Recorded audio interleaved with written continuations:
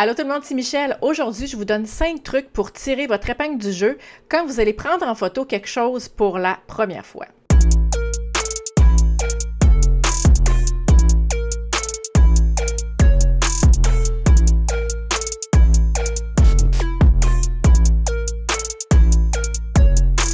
Il n'y a pas très longtemps, j'ai été prendre des photos pour faire un review sur un nouvel objectif. J'ai été dans des gyms, parce que je suis vraiment à l'aise de prendre en photo.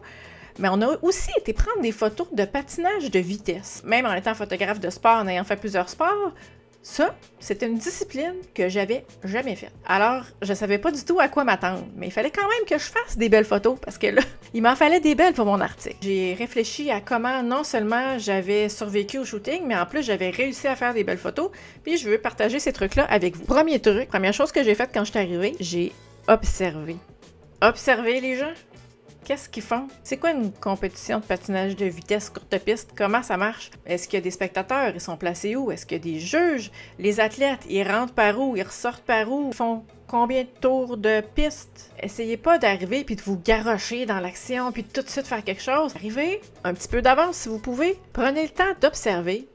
Qu'est-ce qui se passe devant vous? Deuxième truc, découvrir son environnement. Fait que là, moi, une fois que j'ai vu pas mal comment je pensais que ça se passait, j'ai commencé à faire le tour de mon environnement. Puis là, ça m'a permis d'identifier plein de choses. C'est quoi les angles intéressants de prise de vue? Est-ce que je devrais plus me placer à droite, à gauche, dans le fond, plus près, avec des gens devant? Ça m'a permis d'évaluer la lumière, dans quels angles la lumière était intéressante. Donc là, on commence à voir le potentiel photographique de l'endroit où on est. Parenthèse, si ça vous intéresse, je vais vous mettre le lien juste ici d'une vidéo que j'ai fait quand j'ai été couvrir un événement de course. Alors, ça pourrait peut-être vous intéresser à vous préparer si vous prévoyez en faire ou si vous aimeriez en faire dans le futur. Troisième truc, si nous, on n'a pas les informations, il y a sûrement des gens présents qui sont au courant de qu'est-ce qui est en train de se passer. J'ai eu le père d'une athlète qui faisait la compétition, Monsieur Yves, et d'ailleurs, Monsieur Yves, je vous remercie encore de votre aide, m'a aidé, on a pris quelques minutes, puis c'est vraiment drôle parce que moi, naturellement, en arrivant, je suis arrivée, je me suis placée vraiment sur le bord, comme de la bande, il y a des espèces de coussins d'amortissement, que je savais pas que c'était des coussins d'amortissement.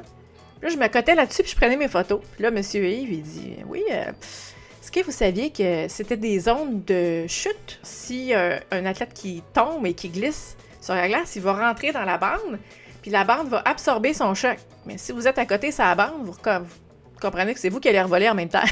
Détail intéressant que je ne savais pas. Alors, j'ai compris que Monsieur Yves pouvait m'être d'une aide précieuse et on s'est mis sur le côté, on a jasé pendant quelques minutes, il m'a expliqué les rudiments, il m'a dit les athlètes, combien de tours ils faisaient. Au départ, c'est un petit peu plus lent, mais vers la fin, c'est là que c'était plus intéressant.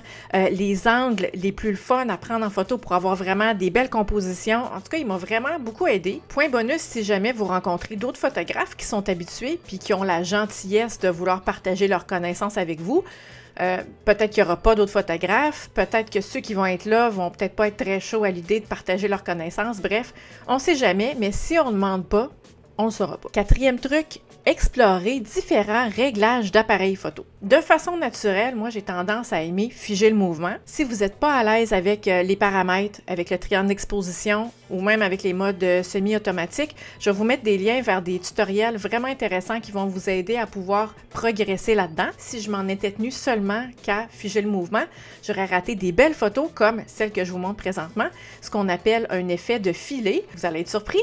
Oui, j'ai déjà fait une vidéo là-dessus.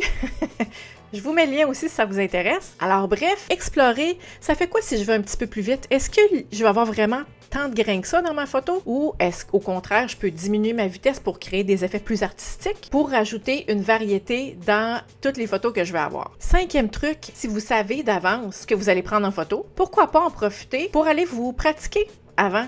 Ou au moins faire des recherches sur Internet. J'ai un petit truc supplémentaire en même temps. Déstressez-vous. Je veux dire, on n'est pas des chirurgiens du cerveau, là. Il n'y a personne qui va mourir. Calmez-vous un petit peu. C'est les 5 petits trucs qui m'ont aidé à survivre à mon shooting de première expérience. J'espère qu'ils pourront vous être utiles à vous aussi. Si vous avez des questions, des commentaires, comme d'habitude, gênez-vous pas, j'apprécie vraiment beaucoup quand vous prenez 2 petites minutes pour m'écrire ce que vous avez trouvé d'intéressant de la vidéo. Puis en même temps, si vous trouvez que le contenu a de la valeur pour vous, puis c'est pertinent, puis ça vous aide dans votre photographie, ben je vous invite à vous abonner, à mettre un petit like, à inviter des amis. Merci d'avoir été là, puis on se dit à la semaine prochaine pour une autre vidéo. Bye!